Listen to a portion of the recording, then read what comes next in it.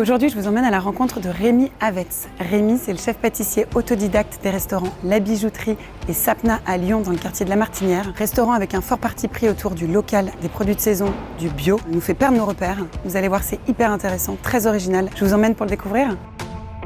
Hello Juliana. Hello Rémi, ça va? Bienvenue à Sapna. Allez, c'est parti.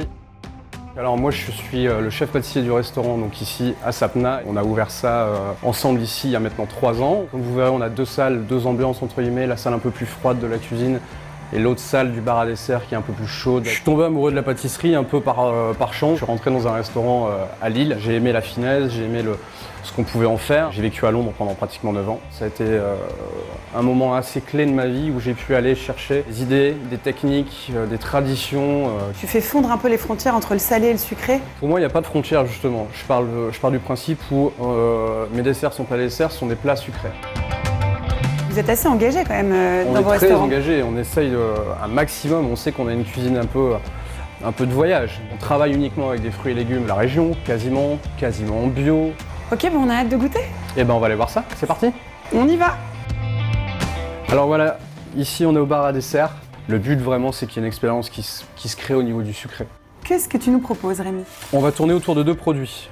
Premièrement, le Wabika, c'est un produit qui a une acidité et un goût vraiment incomparable. On pourrait juste, limite, s'en servir juste comme assaisonnement. Et après, on peut en faire aussi quelques ganaches, quelques sorbets, des choses vraiment où le goût du cacao est mis en valeur. Je m'en suis servi pour lui donner une différente texture, comme celle-ci par exemple. Qu'est-ce que c'est que ça?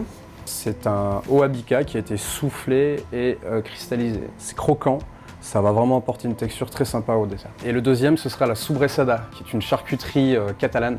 On va faire un petit mélange donc avec un risotto de petit épeautre qui a donc été pré-cuit, hein, et tout est préparé d'avance. Ici, on vient y apporter donc c'est des petits citrons qui ont été donc fermentés au sel, donc une lactofermentation. Là, j'ai rajouté des petits abricots donc qu'on a fait sécher, rôtir pour apporter ce côté un peu mâcheux, un peu qui colle aux dents. Là, on a une huile de sobressada, donc la charcuterie catalane. Là, j'ai mis donc une petite compotée de pêche, les petites pêches qu'on a mis en pickles. Donc ça, c'est des pêches qui sont de l'année dernière. C'est un citron Donc là, noir. on est sur un petit citron noir qui vient de Valence, en Espagne, qui a été donc fumé, séché, déshydraté. Donc ça va donner vraiment ce petit côté fumé qui donne un goût assez cool et qui va aller avec le paprika fumé de la sobressada. Un petit trait de Wabika. La valeur sûre de Wabika, c'est vraiment de s'en servir comme assaisonnement. Un peu comme si on mettait une vinaigrette dans une salade et qu'on le mangeait comme ça. C'est là où vraiment il a son goût un peu vraiment de nature et puissant. Le mélange est terminé. On va mettre un peu de fleur de sel pour donner ce côté encore une fois vraiment salin. Là, on est sur des pêches qui ont été rôties au paprika fumé et au Wabika. Elles sont très bonnes, mais je pense que ça méritait un peu plus de goût. Là, on vient napper un peu avec le jus. Le petit risotto assaisonné. Donc là, on est sur une meringue au paprika fumé, citron et sriracha. La sriracha est une pâte de piment à la base de Thaïlande qu'on fait ici.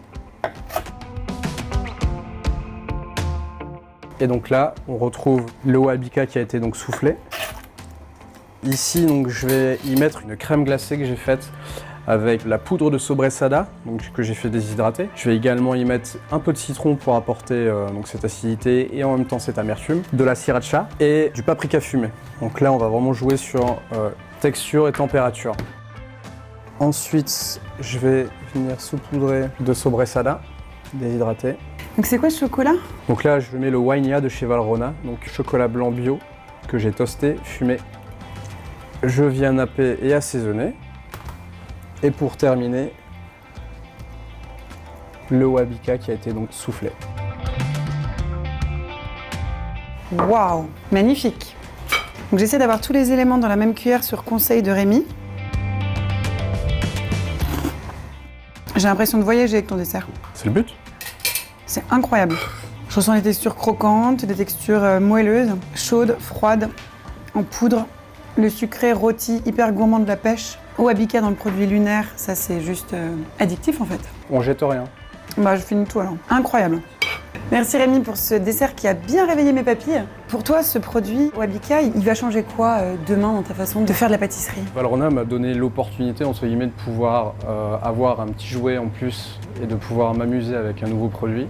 C'est de l'innovation, encore une fois, c'est quelque chose qui va pouvoir nous aider à créer des nouvelles choses, à créer des nouveaux goûts et donc aller encore un petit peu plus loin dans ce qu'on fait aujourd'hui. Franchement, merci beaucoup Rémi, c'était un plaisir. Merci pour ton temps, Je t'en prie. pour ta créativité, pour ta générosité. Et si vous avez envie de goûter ce dessert complètement époustouflant, c'est chez Sapna que ça se passe, 7 rue de la Martinière à Lyon.